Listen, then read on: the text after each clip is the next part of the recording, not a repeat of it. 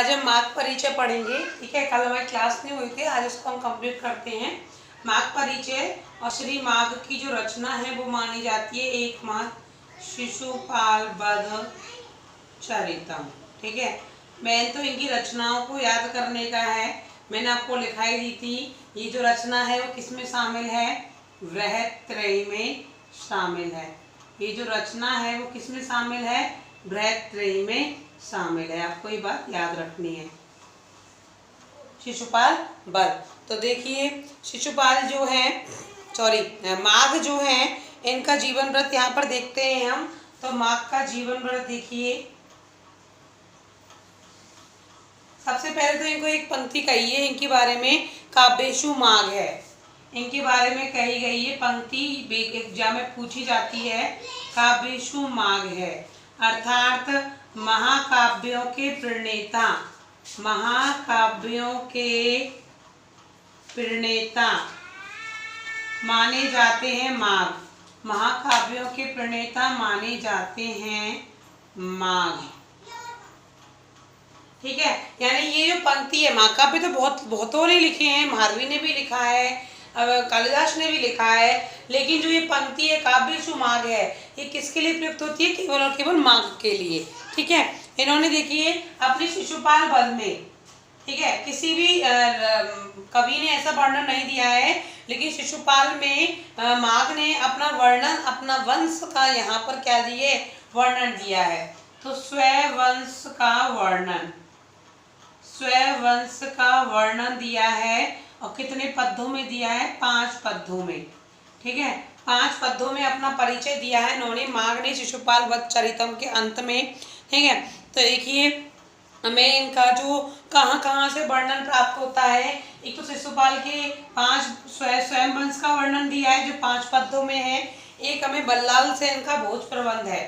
ठीक है, एक हमें बल्लाल सेन, ठीक है, इनका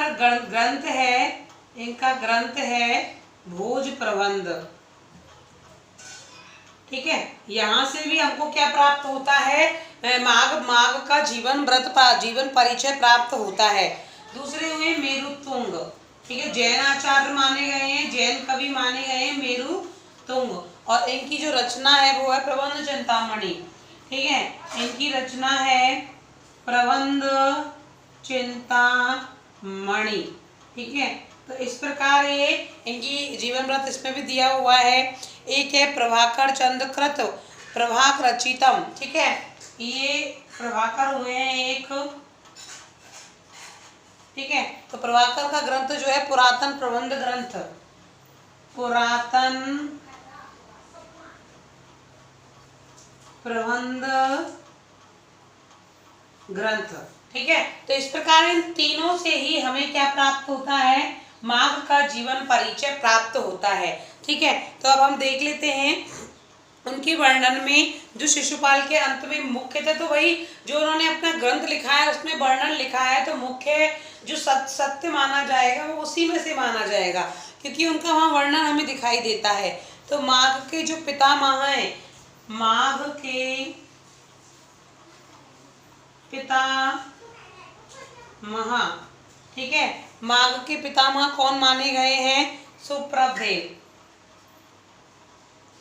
ठीक है, पितामह का मतलब है दादा के भी दादा। ठीक है, सुप्रभदेव माने गए हैं, जो क्या थे? जो राजा बर्मलात के दीवान थे। ठीक है, जो राजा ये थे बर्मलात, ठीक है, के दीवान सभी समझते होंगे, पद होता है दीवान थे। कौन? सुप्रभदेव राजा बर्मलात के दीवान थे। ठीक है, सुप्रभदेव के जो पुत्र माने गए हैं वो हैं दत्तक। ठीक है, इनके पुत्र थे दत्तक, और दत्तक के पुत्र माने गए थे कौन? माघ। तो माघ के पिता का नाम क्या हो गया? दत्तक हो गया, और दत्तक के दादा का नाम हो गया सुप्रभदेव। तो प्रपिता माने सॉरी पिता माने तो दादा ही हुए, माघ के बाबा हुए सुप्रभदेव। ठीक है, तो इस प्रकार हम इनका वर्णन देखते हैं। और भी देख लीजिए, शिशुपाल भोज प्रबंध में धारा नगरी में भोज के समय के, ठीक है, माघ के विपन्न अवस्था के निधन का वर्णन किया हुआ है। किसमें? भोज प्रबंध में। तो यहाँ पर देखो, इसको हम ऐसे कर सकते हैं कि माघ के पिता, पिता वहां थे सुप्रदेव और पिता थे दत्तक। ठीक है, एक भोज प्रबंध जो उनका एक ग्रंथ है बल्लाल सेन का, तो भोज प्रबंध में इनके अत्यंत, ठीक है, अत्यंत निर्धन होकर मृत्यु को प्राप्त होने का वर्णन है। ठीक है, तो अत्यंत विपन्न अवस्था में निधन का वर्णन है। किसमें दिया हुआ है? भोज प्रबंध में। ये बहुत ही राजा प्रवृत्ति के व्यक्ति थे, राजा थे, ठीक है, धन धान इनके पास खूब था, लेकिन इनकी क्या है? दान देने की प्रवृत्ति थी, और दान देने की प्रवृत्ति से वो इतने गरीब हो गए कि अंत में इनका जो निधन हुआ वो अत्यंत गरीब स्थिति में हुआ। ठीक है, तो ये बहुत परेशान हो गए, भाई दान दे दिए सब कुछ तो कुछ बचा ही नहीं। तो इनकी जो मृत्यु है वो पादशोथ रोग से हुई है। इनकी जो मृत्यु है, ठीक है, वो पादशोथ रोग से हुई। कौन से रोग से मानी जाती है इनकी मृत्यु? पादशोथ रोग से हुई है। ठीक है, अगला कह सकते हैं कि माघ जो है, ठीक है, ये एकमात्र ऐसे साहित्यिक कवि है संस्कृत के जो हमारे राजस्थान के रहने वाले हैं। भीनमाल, ठीक है, श्रीमाल, श्रीमाल जो वर्तमान में भीममाल के नाम से जाना जाता है, भीनमाल। और ये कहाँ पड़ता है बता देती हूँ, उदयपुर के आसपास का ये क्षेत्र जो है वो श्रीमाल और भीनमाल के अंतर्गत आता है। ठीक है, यहाँ लिख लीजिए, आपको समझ में आ जाएगा। कई बार छोटे क्वेश्चनों में ये पूछा गया है कंपटीशन एग्जामों में कि संस्कृत साहित्य के जो कवि है माघ, वो कहाँ के निवासी हैं? तो राजस्थान के निवासी इन्हें माना जाता है।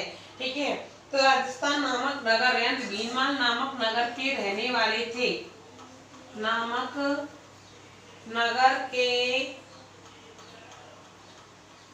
रहने वाले थे। कौन? माघ। ठीक है, वर्तमान में इसे गुर्जर राजधानी के रूप में जाना जाता है, गुर्जर राजधानी के रूप में जाना जाता है। ठीक है, यानी कुल मिला के वही उदयपुर चित्तौड़गढ़ के आसपास का क्षेत्र माना गया है। ठीक है, इन्हें माघ को क्या बोलते थे? सृष्टि। माघ को वैसे बोलते हैं, तद्भव शब्द होता है सेठ। देखो, तद्भव शब्द है सेठ और इसका तत्सम शब्द हो गया श्रेष्ठिन। श्रेष्ठिन कहते थे। ठीक है, क्यों कहते थे? क्योंकि वही ये अत्यंत पैसे वाले थे, अत्यंत अमीर थे। ठीक है, इसलिए सेठ भी कहा जाता था। ठीक है, इनके हम समय का वर्णन देखेंगे तो एक बसंतगढ़ का शिलालेख मिलता है। और ये आप जो कंपटीशन एग्जाम रीड का पढ़ोगे तो राजस्थान का जो नाम मिला है वो भी बसंतगढ़ शिलालेख से मिला है। आप पढ़ोगे ना तो आ जाएगा। ठीक है, तो वही शिलालेख है ये। तो बसंतगढ़ शिलालेख में, ठीक है, इनका उल्लेख मिलता है और इनका जो समय है वो 682, ठीक है, ईसा पूर्व है 675। तो ऐसे करके इनका समय कुल मिला के 700 ईसा पूर्व के आसपास इनका समय माना जाता है। ठीक है, 682 में बसंतगढ़ शिलालेख में, 675 700 की ईसा पूर्व के आसपास इनका समय माना जाता है। ठीक है, ये आपके माघ का हुआ समय। इसके बाद इनकी रचनाओं का वर्णन देखेंगे और इनकी एकमात्र रचना है शिशुपाल वध चरितम। इनकी एकमात्र रचना है शिशुपाल वध चरितम। सभी ने शिशुपाल का नाम भी सुना होगा। ठीक है, माना जाता है कि शिशुपाल ने जो है श्री कृष्ण ने शिशुपाल को 100 गालियां, 100 गलतियां देने का वरदान दिया था कि 100 गलती कर ले। जिस दिन तेरी 100 गलती कंप्लीट हो जाएंगी उसी दिन 101 हो गई गलती, उस दिन तेरी मृत्यु हो जाएगी। तो यहाँ पर जो है वो शिशुपाल इस बात को भूल गया। उसने कहा मैं 100 गलतियां तो नहीं करूंगा, और वो कृष्ण को लगातार गलती अपने अहंकार के कारण गालियां देता गया और श्री कृष्ण से उंगलियों पर गिनते गए और गिनते गए तो 101 हो गया। और अपने सुदर्शन चक्र से उन्होंने युधिष्ठिर और अर्जुन की सभा में क्या कर दिया, उसका विनाश कर दिया। किसका? शिशुपाल का। ठीक है, तो यहाँ पर देख लीजिए, इसका है 20 सर्ग है। ठीक है, इसमें 20 सर्ग है और ये कहाँ से लिया गया है? महाभारत के सभा पर्व से ये लिया गया है। बीच में कौन आ गया है?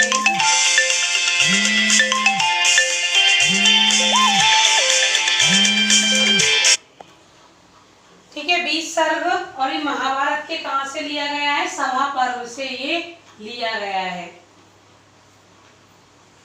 ठीक है, तो शिशुपाल में 20 सर्ग हैं और ये महाभारत के सभा पर्व से लिया गया है।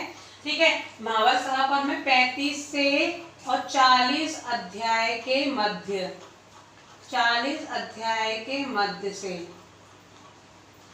ठीक है, शिशुपाल वध चरित्र कहाँ से लिया गया है? महाभारत के सभा पर्व के 35 से 40 अध्याय के मध्य से लिया गया है। ध्यान रखना, हमने जो अभी तक किराता अर्जुनियम, ठीक है, ये भी पढ़ा, तो ये सब कहाँ, अभिनव शाकुंतलम, ये सब हमने कहाँ से लिए? महाभारत की सभा, महाभारत में से लिए हैं। तो महाभारत के कोई ना कोई 18 पर्व है और 18 पर्वों में से इनको शामिल किया गया है। आगे इसका वर्णन देखते हैं और हम शिशुपाल का। ठीक है, वृत्तय में शामिल है। ये चीज तो आपको हमसे याद रखनी है, छोटे क्वेश्चनों में और बड़े क्वेश्चन दोनों में पूछा जा सकता है कि वृत्तय में शामिल रचनाओं का वर्णन कीजिए। ठीक है, तो वृत्तय में 3 रचनाओं के नाम लिखते हुए, उनके कवियों के नाम लिखते हुए आप इनका क्या कर सकते हो? आराम से वर्णन कर सकते हो।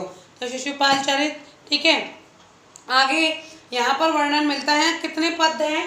कुल मिलाकर जो श्लोकों की संख्या है, श्लोक संख्या कितनी मानी गई है? 1600। ठीक है, ज्यादा इंपॉर्टेंट नहीं है बट हम लिख सकते हैं, सॉरी 1650 संख्या मानी गई है, 1650 इनकी संख्या मानी गई है। ठीक है, और कई इंपॉर्टेंट है इसमें। पहले में तो नारद का आगमन बताया है। स्टार्टिंग में ही नारद जी जो हैं वो आसमान से उतर रहे हैं, श्री कृष्ण की सभा में आ रहे हैं, द्वारिका में प्रवेश कर रहे हैं। ठीक है, नारद का आगमन कहाँ पर? द्वारका में।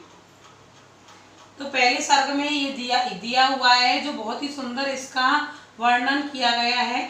एक चौथा सर्ग है जिसमें रैवतक पर्वत का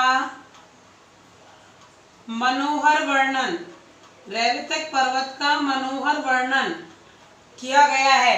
कौन से सर्ग में? चतुर्थ सर्ग में। चतुर्थ सर्ग में रैवतक पर्वत का मनोहर वर्णन किया गया है और इसी पर्वत का मनोहर वर्णन करने के कारण माघ को उपाधि प्राप्त हुई। कौन सी? घंटा माघ। कौन सी उपाधि प्राप्त हुई? घंटा माघ की उपाधि। क्यों? क्योंकि यहाँ पर जो है वो रैवतक पर्वत को एक मदमस्त हाथी की तुलना दी है। किसने? माघ ने। और कह दिया कि उस हाथी के गले में एक सुंदर सा सूर्य जब उदित हो रहा है तो सूर्य को घंटे के समान बता दिया। ठीक है, तो इसलिए यहाँ पर इसको बता दिए घंटा माघ की उपाधि। किसको? माघ को। इम्पोर्टेंट है, कई बार एग्जाम में पूछी गई है। घंटा माघ की उपाधि किसके लिए प्रयुक्त हुई है? तो घंटा माघ की जो उपाधि है वो माघ के लिए प्रयुक्त हुई है। ठीक है, घंटा माघ की उपाधि माघ के लिए प्रयुक्त हुई है। ठीक है, आगे हम देखते हैं श्रीमद् भागवत पुराण के 10 स्कंद। ठीक है, इसका जो दूसरा वर्णन हमें मिलता है, एक तो हमने पढ़ा था कि महाभारत के सभा पर्व से ली गई है। आप लिख दो एक बार और कि देखो, महाभारत के सभा पर्व से, और ठीक है कहाँ से ली गई है? श्रीमद् भागवत के स्कंद पुराण है। श्रीमद् भागवत पुराण स्कंद उपजीव्य काव्य, यानी स्कंद पुराण से ली गई है। ये इसका उपजीव्य काव्य माना गया है, उपजीव्य काव्य माना गया है। ठीक है, उपजीव्य काव्य ये माना गया है महाभारत के सभा पर्व से। और श्रीमद् भागवत गीता जो हमने सुनी है उसके 10वां अध्याय है स्कंद पुराण, उसका उपजीव्य काव्य ये माना गया है। ठीक है, 10 स्कंद है उसमें, 10 स्कंद पुराण। ठीक है, आगे कह सकते हैं महाकाव्यों के लक्षणों को सर्वाधिक ग्रहण करने वाला काव्य है ये। ठीक है, ये का क्या इसकी विशेषता है कि महाकाव्यों के लक्षणों को ग्रहण करने वाला महाकाव्य। ठीक है, और भी बहुत सारे महाकाव्य लिखे गए हैं, लेकिन महाकाव्य के लक्षणों को ग्रहण करने वाला ये सर्वाधिक उपयोगी महाकाव्य माना गया। कौन सा? शिशुपाल भागचरितम। ठीक है, ये इंपॉर्टेंट है। और एक पंक्ति और इनके लिए कही गई है, वो है काव्येषु, मैंने आपको लिखाई दी थी, काव्येषु माघ है और कवि कालिदास है। ठीक है, यानी महाकाव्यों की रचना करने में माघ और कवियों में कालिदास ही क्या माने गए हैं? श्रेष्ठ माने गए हैं। तो इसका हिंदी अर्थ आप लिख लीजिए कि कवि महाकाव्यों की रचना में माघ, महाकाव्यों की रचना में माघ, ठीक है, और कवियों में कालिदास ही श्रेष्ठ माने गए हैं। ठीक है, तो इन दोनों का एक वर्णन है इंपॉर्टेंट, जो भी पूछ लिया जाता है।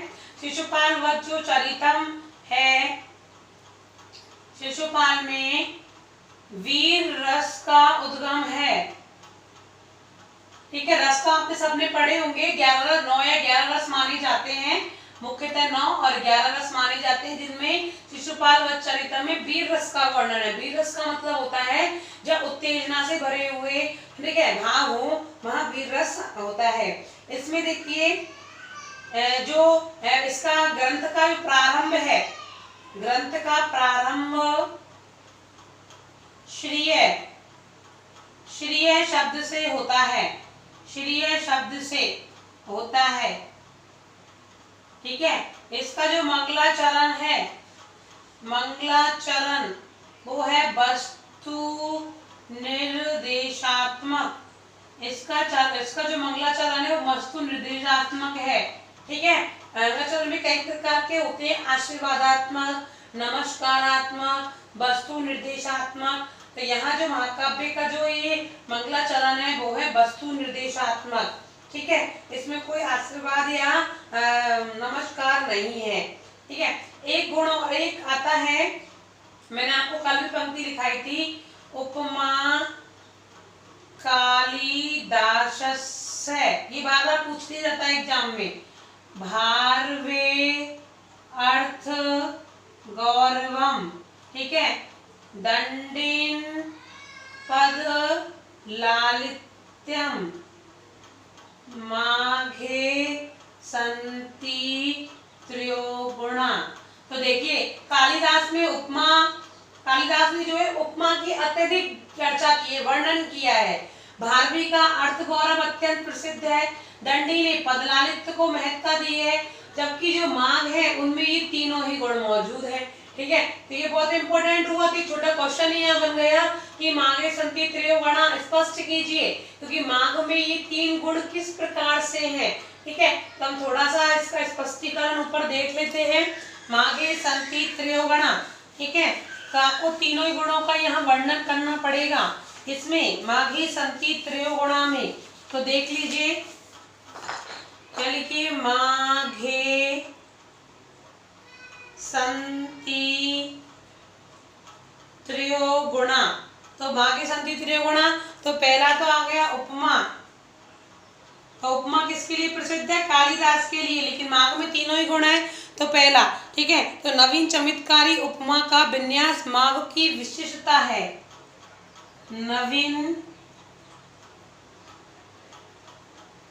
नवीन चमत्कारी उपमा का विन्यास, उपमा का विन्यास जो है वो माघ की क्या है? विशिष्टता है। माघ की विशिष्टता है।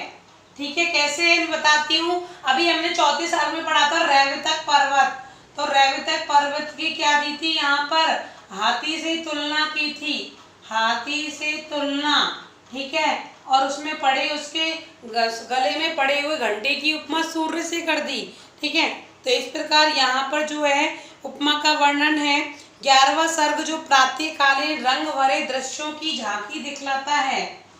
11वें सर्ग में प्रातःकालीन मनोरम दृश्य दिखलाया गया है। तो इस प्रकार हम कह सकते हैं, ठीक है, कि उपमा जो है अलंकार, उपमा अलंकार है, उपमा का बहुत ज्यादा प्रयोग किया है माघ ने।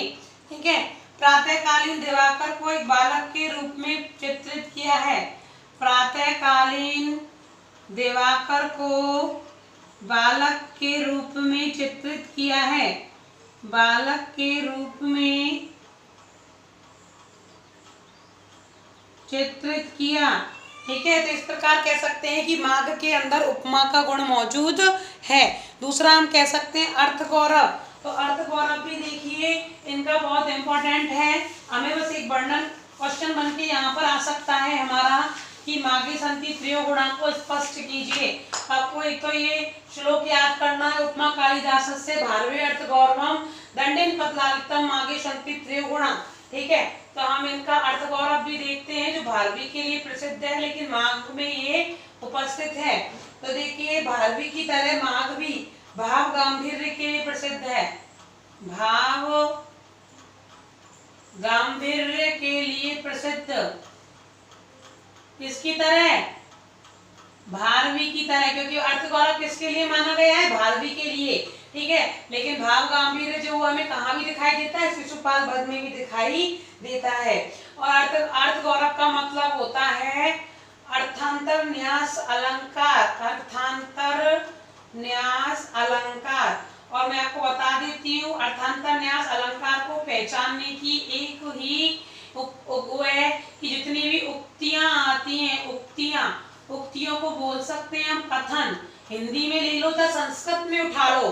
ठीक है, जैसे महात्मा गांधी जी ने कहा कि सदा सत्य बोलना चाहिए, तो इसमें कौन सा अलंकार हो गया, एक प्रकार से मैं आपको उदाहरण दे रही हूँ अर्थांतर न्यास अलंकार। तो आप हिंदी में ले लो या संस्कृत में, जहाँ उक्तियां और कथन आ जाएंगे वहां कौन सा अलंकार माना जाएगा, अर्थांतर न्यास अलंकार। और अर्थांतर न्यास अलंकार का मतलब है कि ग्रंथ में अर्थ गौरव को प्रकट करना। ठीक है, जैसे इन्होंने अपने उक्तियां कही हैं किसमें, अर्थ गौरव के अंतर्गत कि बृहत् सहाय कार्यान्ते क्षोध्यान अपि गच्छति। लिख लीजिए सभी, ये कई बार आपको एग्जाम में पूछा गया है।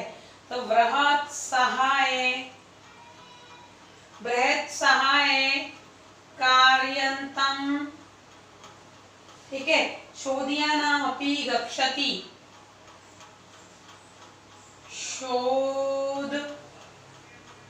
शोधियानामपि गच्छति। इसका क्या मतलब है, इन्होंने कहा है कि महान व्यक्ति की सहायता पाकर क्षुद्र व्यक्ति भी सफल हो जाता है। बृहत्साया ने बड़ी सहायता पाकर के, शोधिया ने अपने क्षुद्र व्यक्ति भी। तो महान व्यक्ति की सहायता पाकर क्षुद्र व्यक्ति भी सफल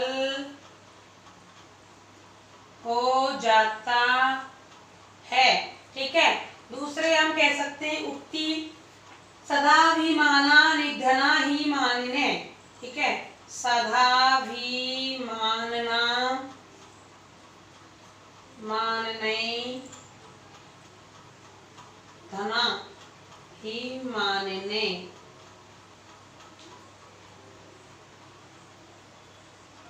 इसमें इन्होंने क्या कहा है कि स्वाभिमान व्यक्तियों का वास्तविक धन यश ही होता है। ठीक है, स्वाभिमानी व्यक्तियों का वास्तविक धन यश ही होता है। ठीक है, तो इस प्रकार इन्होंने क्या किया, अर्थांतर न्यास का अलंकार का प्रयोग करते हुए इन्होंने अपने अर्थ गौरव को सिद्ध किया है कि इन्होंने माघ ने किसकी तरह, भारवी की तरह। ठीक है, दूसरा हम कह सकते हैं पद लालित्य। तो पदों में लालित्य, पद लालित्य। ठीक है, तो यहाँ पर माघ जो है वो पद लालित्य के सम्राट कहे जाते हैं। माघ पद लालित्य के सम्राट कहे जाते हैं। माघ जो है वो पद लालित्य के क्या कहे जाते हैं, सम्राट कहे जाते हैं। और पद लालित्य किसकी विशेषता है, पद लालित्य जो है वो दंडी की विशेषता है। ठीक है, आगे हम कह सकते हैं कि इसमें संगीतात्मक।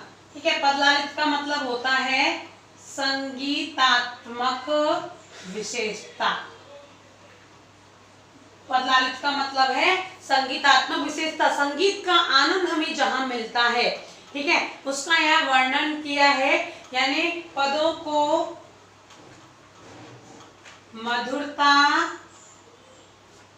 व गेयता यानी गाने के योग गेयता के साथ प्रस्तुत करना, गेयता के साथ प्रस्तुत करना, ये इसकी विशेषता है किसकी, माघ की पद लालित्य के अंतर्गत। ठीक है, और भी तीनों ही गुण जो है इसमें मौजूद हैं, माधुर्य, प्रवाद का वर्णन करना आदि। तो इस प्रकार हम कह सकते हैं कि माघ के अंदर ये तीनों गुण मौजूद हैं। अगली जस्ट दूसरी वीडियो में तैयार कर रही हूँ और उसमें हम पढ़ेंगे भर्तरी। ठीक है, और श्रीहर्ष, सबसे पहले पढ़ेंगे हम श्रीहर्ष। ठीक है।